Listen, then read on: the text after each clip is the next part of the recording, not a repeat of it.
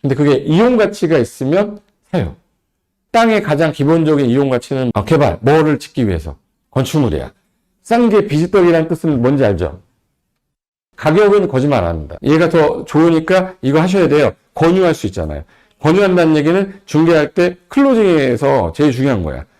그래서 나는 여윳돈이 있을 때는 조금씩 투자를 해보시면서 느껴야 된다. 그래서 건축 스터디도 좀 하셔야 돼. 그래서 나는 토지도 알고 있어야 된다라는, 그렇게 하다 보면은 투자 마인드도 생기고 어느 순간 나도 땅 가진 사람이 되는 거야.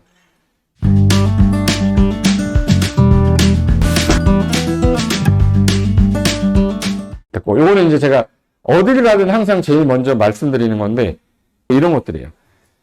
제가 처음부터 시작할 때 뭐 10억짜리 땅 사라, 15억짜리 땅 사라, 5억짜리 땅 사라 안 해요. 한번 사보고 나서 가슴에 이제 좀 약간 나도 이제 해봤어. 이런 사람이 이제 땅 투자해야지, 누구 말을 듣고 이 사람이 사면 묻어두면 무조건 오른데, 그런 투자가 제일 힘든 것 같아. 그건 나중에 소개시켜줘도 욕먹고, 잘 되면 자기가 잘한 거고, 뭐 욕도 먹고 그래요. 그래서 일단 소액으로 한번 해보자. 그러면 일단 소액으로 할 거면 나중에 팔을 때 팔려야 될 거 아니에요? 1,000만 원 주고 샀는데 내가 땅을 내놨는데 2,000만 원 내놨으면 1,000만 원짜리가 갑자기 2배가 돼서 2,000만 원이 되긴 쉽지 않거든. 근데 그게 이용 가치가 있으면 사요. 이용 가치라는 거는 땅의 가장 기본적인 이용 가치는 뭐 하기 위한 땅이지? 개발, 뭐를 짓기 위해서. 건축물이야. 그럼 건축물을 지을 수 없는 땅이면 일단은 사람들은 쳐다보지도 않아요. 아무리 싸도 이게 맹지는 알잖아. 일단 맹지는 무조건 피하는 거야. 물건 중에 경매 물건이나 공매 물건을 막 보다가 이거 내가 좀 마음에 드는 땅이 나왔어. 근데 아무리 봐도 얘는 건축을 할 수 있게끔 되지가 않아. 맹지긴 맹지인데 탈출이 가능할 것 같지가 않아. 맹지 탈출하는 방법을 아는 사람은 탈출할 것 같은데? 그럼 들어가자. 그러면 일단 저는 사도 된다고 생각하는데, 무조건 맹지는 안 사는 게 맞아요. 왜? 살 사람이 없어. 내가 싸게 샀지만 살 사람이 없으면 그냥 나는 평생 싼 땅 사서 평생 가지고 있는 땅인 거야. 그러니까 우리는 네 글자로 뭐라고 그러죠? 애로 시작하는데 지로 끝나는데 애물단지라고 그래요. 사자성어 중에 제일 중요한, 내가 제일 좋아하는 단어가 애물단지거든요. 땅 사보니까 애물단지가 그렇게 많아요. 이게 주택이랑 달라. 주택은 수요자가 많기 때문에 애물단지 될 일은 없어. 금액을 좀 부동산 경기에 따라 금액이 조정될 수는 있지만, 얘는 애물단지 되기 때문에 항상 뒷수요가 있냐 없냐를 먼저 따지는 게 가장 중요하다. 그리고 그럼 이분들이 이거 물어봐. 그러면 제가 몇 평 사야 돼요? 이렇게 물어봐요. 소액이라고 그러면 이제 몇 평 사야 돼? 한 평도 괜찮아요? 한 평도 괜찮지. 근데 한 평도 괜찮은데 문제가 되는 건, 수요자가 한 평짜리 갖고 뭘 하겠어? 한 평짜리면 한 평이 어느 정도 되는지는 알죠? 1.8, 180이 조금 안 되는데, 저 같은 애가 한번 딱 누운 다음에 반대로 딱 놓으면 그게 한 평이에요. 3제곱미터가 여기 한 평이잖아요. 한 평이면, 여기서 우리가 뉴턴하는 거 배운 적 있어요? 지붕하면 이 제곱근 없애버리는 거. 그럼 이게 1.8, 18 나와요. 그럼 이게 1.8m고 1.8m라는 얘기야. 정사각형으로 따졌을 때. 그럼 1.8m면 180cm잖아요. 그러니까 183? 야, 아깝다. 키 좀 줄이셔야 되는데. 누워. 그럼 거기 한 평이에요. 그 한 평 가지고 내가 이용할 수 있는 게 뭐가 있냐? 방법을 찾으니까 없어. 그럼 수요자는 안 생기는 겁니다. 그래서 무조건 뒷수요가 있는지를 따지려면, 우리나라는 대지 분할 제한 면적이라는 걸 정해놨어요. 근데 우리가 보통 사는 땅들이 대부분 주거지역이다 보니까, 최소한 주거지역 같은 경우는 보통 200제곱미터 있죠. 200제곱미터면 몇 평이지? 60평이야. 그래서 200제곱미터 정도로 일단 가야 돼. 내가 땅을 만약에 산다, 그럼 주거지역이다, 그러면 한 200제곱미터 정도니까 60평 정도는 돼야겠다. 근데 만약에 25평이 나왔어. 그러면 걔를 살릴 수 있는 방법이 있는지를 고민하고, 없으면 버려야 돼요. 한계가 있어요. 한계가 있고, 그분이 뭐 되게 잘하시는 분이면 좋은 정보를 많이 주겠지. 근데 좋은 정보를 많이 못 받으면 내가 해석을 해야 되잖아요. 그리고 제가 25년 동안 하면서 이 4번은 진짜 내가 많이 느꼈어요. 싼 게 비지떡이란 말을 왜 속담으로 만들어 놨는지 저는 진짜 많이 느꼈어. 싼 게 비지떡이라는 뜻은 뭔지 알죠? 이유가 있는 거야. 진짜 뭔가가 있는 거야, 얘는. 그러니까 5천만 원이 근데 그거를 싸니까 사야겠다, 이렇게 생각하시면 실수하게 되더라고. 그 보니까, 아니면 이게 도로보다 되게 낮아요. 한 20m 낮아서 절벽이야.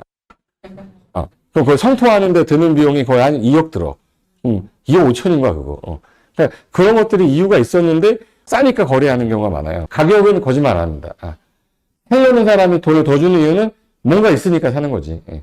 그리고 경매로 이제 취득하는 경우인데, 자, 이제 토지 중개 하시다 보면은 경매 물건도 볼 줄 알아야 돼요. 경매 물건을 보면 이 낙찰이 얼마에 됐으면, 예를 들어서 1억짜리인데 100평짜리야. 100평짜리 1억에 낙찰됐어요. 주거지역인데. 그럼 그게 평당 얼마에 낙찰받은 거예요? 너무 어렵다.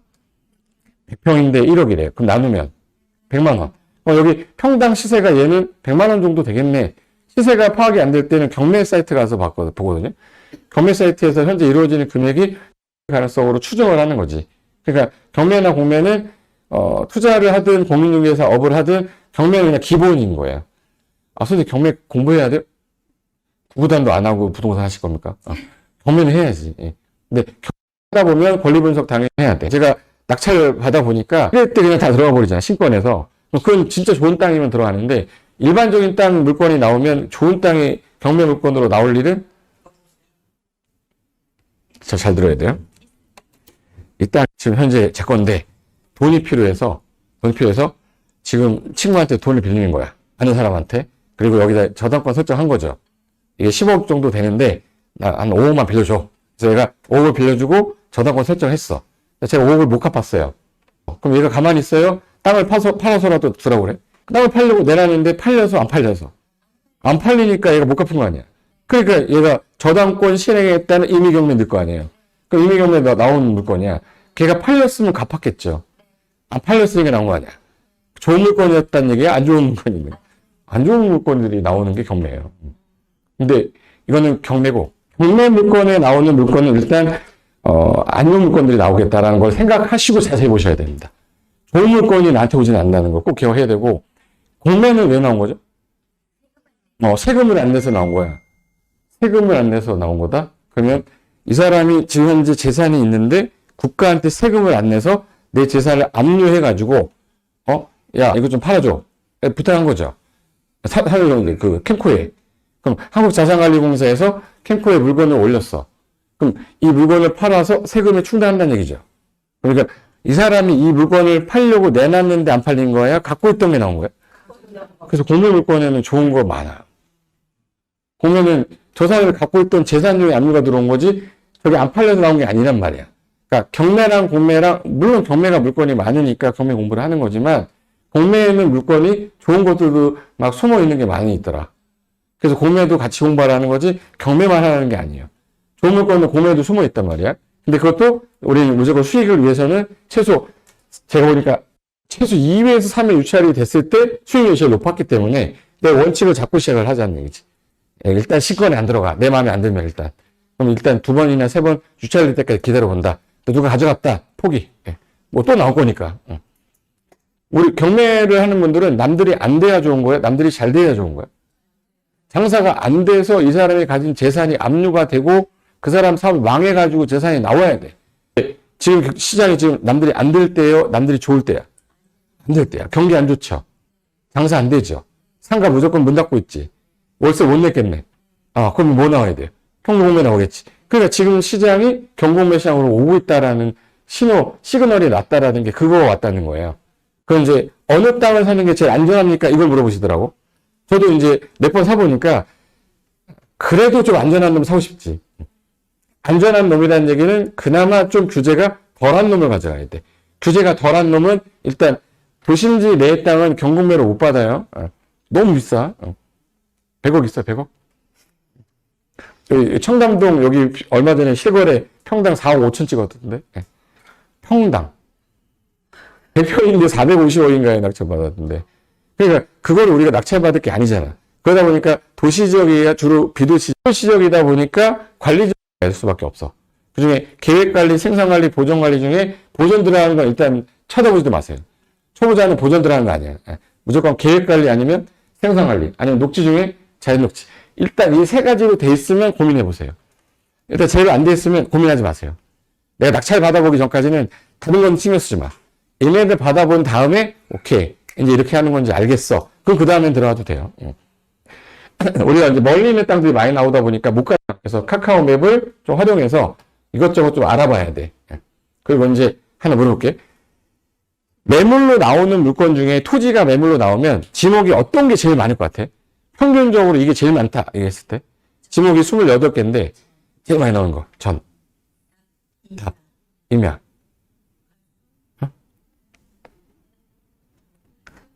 알고 있는 지목이 딱 3개야? 28개가 있는데? 철도용지 하면 눈 확 찔러버려요. 대한민국의 지목이 제일 많은 게 전이에요. 일단 전이 제일 많으니까 매물로도 전이 많이 나와. 전이 80%인데, 대한민국 땅 중에. 그러면 경매 나오는 것도 전이 많겠지. 그럼 전이다 보면 걔는 뭐야? 농지야. 그러니까 경매나 공매나 거래를 할 때 농취증이 나오냐가 되게 중요한 거예요. 그러니까 여러분이 중개업을 할 때 농취증이 안 나오면 계약이 안 되잖아요. 그러니까 농취증이 나오냐 안 나오냐. 근데 요즘에 농취증의 발급이 되게 어려워졌단 말이야. 그 LH공사 이후에 걔네가 투기하는 거 규제한다고 농취증 규제를 되게 세게 했기 때문에 그럼 농취증이 잘 나오게 하는 방법을 아셔야 되고, 그 다음에 농지를 취득하고 나면 농지를 팔게 되면은 일반적으로 약간 금액을 많이 못 받잖아요. 지목을 대로 만들어 놓으면 좀 더 받잖아. 그게 왜 대일 때 많이 받냐면, 보세요. 이게 지목이 있는 전인데 100평입니다. 똑같은 평수예요. 얘도 100평인데 100제곱미터라고 하자. 지목이 대야. 얘가 예를 들어서 2억에 나왔는데 얘가 만약에 1억 8천에 나왔어. 어느 거 사고 싶으세요?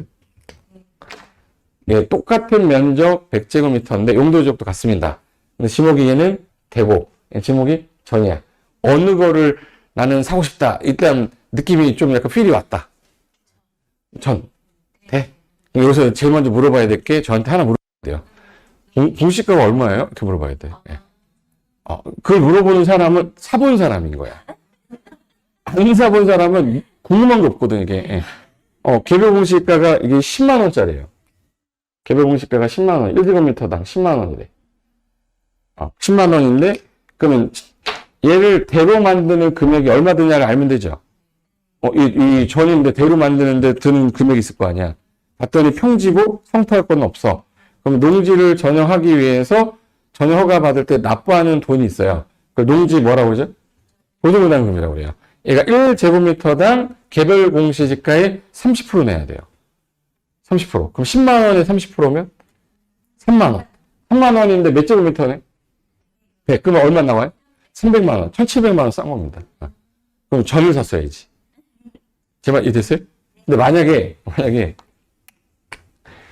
이게 보증부담금이 이렇게 3천만 원 나오면 2억 천이 되는 거죠. 그럼 얘를 샀어야지. 그러니까 뭐를 계산할 줄 알아야 되는 거예요? 농지보증부담금 계산할 줄 알아야 이 땅이 더 낫다. 둘 중에 선택한다면 얘가 더 낫다. 얘가 더 좋으니까 이거 하셔야 돼요. 권유할 수 있잖아요. 권유한다는 얘기는 중개할 때 클로징에서 제일 중요한 거야. 난 얘 밀 거예요. 이렇게 밀어야 될 거 아니야. 그리고 산지 같은 경우도 되게 많아. 임야도 경매에 되게 많이 나오는 이유가 거래가 쉽지 않아서 나와요. 안 팔리니까 경매로 나온댔잖아. 그러니까 안 팔리니까 제일 안 팔리는 것 중에 하나가 농지는 그나마 동네 옆에서 농사라도 짓지. 임야는 받으면, 제 임야가 있거든요. 전라남도 구례군 간전면 수평리 150번지. 예. 임야인데 이게 밤나무산이거든요. 그러니까 밤이 한 2천 몇 개가 그루가 있어요. 밤나무가. 그래서 가을만 되면 밤이 와요. 마을에서. 제 땅이니까. 밤 추수해가지고 포대 거기도 2박스 2통이 와요. 그래서 내가 어느 날부터 밥 먹다 죽을 줄 알았어요. 버리지 마시라고. 거기 있는 땅은 나무를 키우는 거 제외하고 할 게 없어요. 자연환경 보존적이고 해서. 그럼 사람들이 뒷수요가 없을 거 아니야. 그럼 그 경매로 나왔어. 경매로 나오면 이 임야가 나오게 되면 임야도 개발을 할 수는 있잖아요. 근데 임야를 할 수 있는 땅의 조건이 경사도가 나옵니다. 임야는 그래서 경사도가 높으면 버리셔야 돼요. 경사도가 높으면 버린다는 얘기는 대한민국은 경사도가 25도 이상이면 허가 안 나와요. 대한민국은. 근데 지자체마다 25도 이하에서 조례가 정하게 돼 있어. 근데 예를 들어서 평택은 16도인가? 평택이 16도거든요. 근데 양평은 25도야. 그럼 양평에 경사도가 높은데 20도짜리가 나왔어. 그럼 얘는 허가가 나죠. 사도 돼. 근데 내가 옛날에 20도였던 이 땅을 산 적이 있기 때문에, 평택에 20도짜리 땅이 나왔어. 사면은 그냥 안 돼요. 평택은 몇 도? 16도인가 그래요. 경사도가 달라. 그래서 이 경사도가 굉장히 뭔지를 좀 아셔야 거래가 일단 될지 안 될지 파악하고, 경사도 너무 높으면 매물 받으셔도 되게 친절하게, 네, 열심히 한번 해보겠습니다. 이거 이제 내가 받아도 거래가 안 될 것 같아. 그럼 이제 미안하다는 얘기 먼저 하고 시작해야 돼요. 근데 이 사람은 기대한단 말이야. 내놨으니까. 그래서 맨날 일주일마다 전화 와. 왜 안 팔렸냐? 누구 왔냐? 막 이런 거 해. 그러면 귀찮아지기 시작해요. 당신 땅 상태 이래서 살려는 사람이 없다. 금액이 싸지 않는 이상 아무도 달려들지 않을 것 같다. 그런 말을 시작하려면 얘부터 봐야 돼요. 그 다음에 얘도 개발하려면 농지는 농지보존부담금을 납부하지만 임야는 대체산림자원 조성비라는 걸 내요. 근데 얘가 농지보존부담금보다 좀 싸요. 그러니까 예를 들어서 평균적으로 봤을 때 8배가 더 높아, 농지가. 그러니까 예를 들어서 농지보존부담금, 임야 같은 경우는 농지보존부담금이 1억 나오잖아요. 농지는 8억 나와. 개발하는데. 그럼 임야를 개발하는데 부담금이 10억 나오잖아요. 농지는 80억이 나와. 그럼 여러분이 개발업자면 대규모로 내가 개발할 거야. 농지 찾아갈래요? 임야 찾아갈래요? 그렇죠? 그래서 우리나라 전원주택 다 임야잖아. 농지에다 전원주택 짓는 또라이는 없어요. 전원주택 단지를 막 조성하거나 한 사람 없는 이유가 이 부담금 때문에 그래요.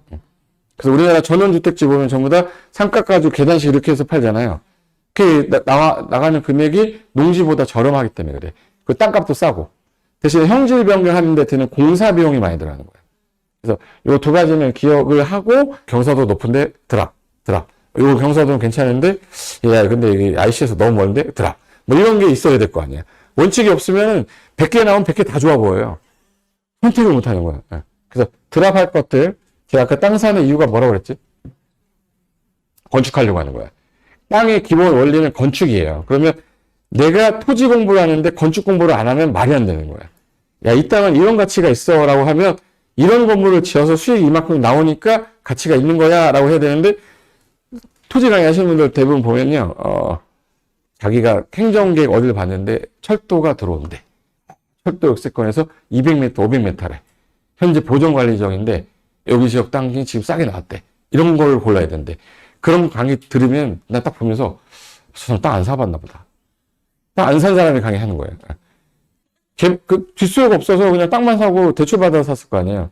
근데 그런 땅들은 철도 역세권이 지정이 딱 될 때쯤에 이미 정보를 알아서 샀다면 그때 전에 샀던 사람은 가격이 올라가겠지.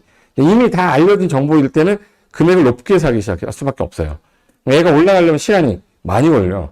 그런 것들에 관련된 거는 누구나 다 할 수 있어.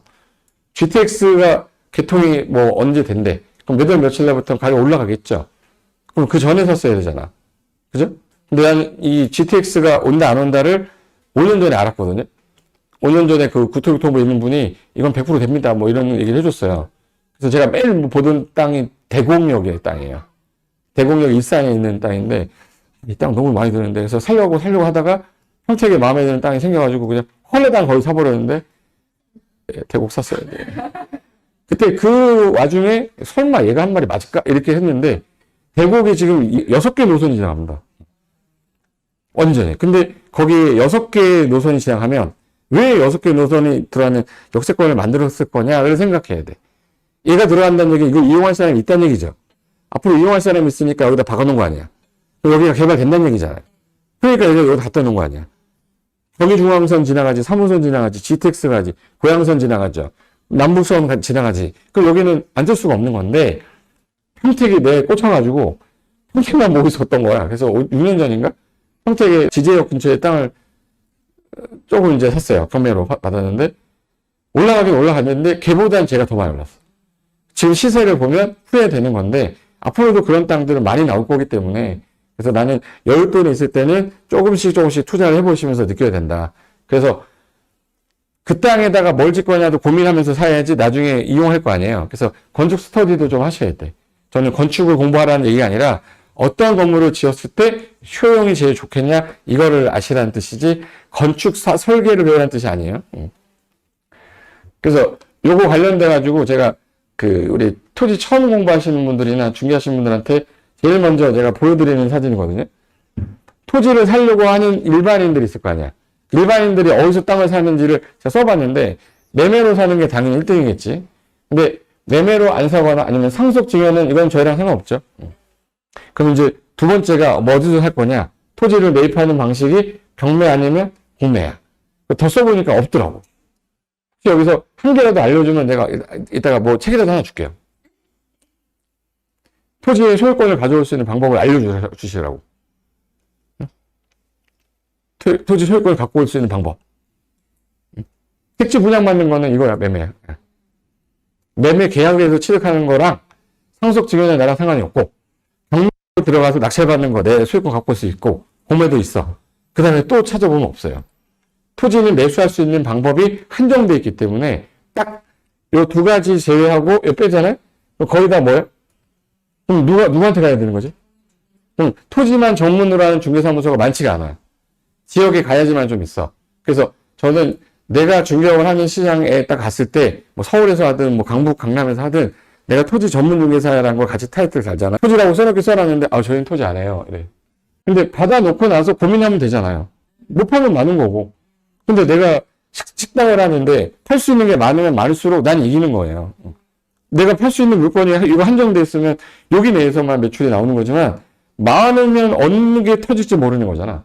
그래서 나는 토지도 알고 있어야 된다라는 취지로 말씀을 드리는 거고, 그렇게 하다 보면은 투자 마인드도 생기고 어느 순간 나도 땅 가진 사람이 되는 거야.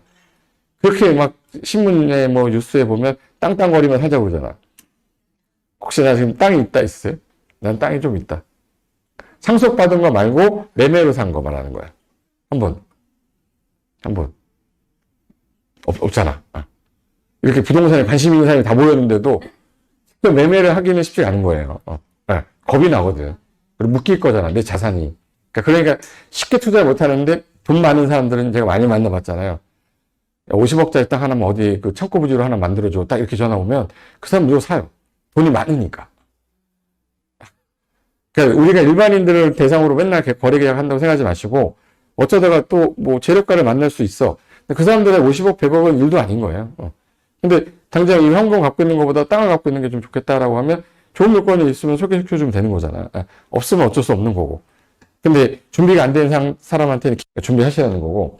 그럼 내가 이거를 GPT한테도 물어봤는데, 얘네들이 하는 애들이 AI로 제가 요즘에 다 해봐요. PPT도 AI로 만들어보고 다 해봤거든요. 사람이 하는 것만큼 안 돼. 확실히 내가 만들어야 내가 편한데, 근데 짧은 시간 안에 단기간에 결과물을 갖고 오는 거는 AI가 너무 좋아졌어요. 그냥 어쩔 수 없이 공부를 해야 돼, 이제.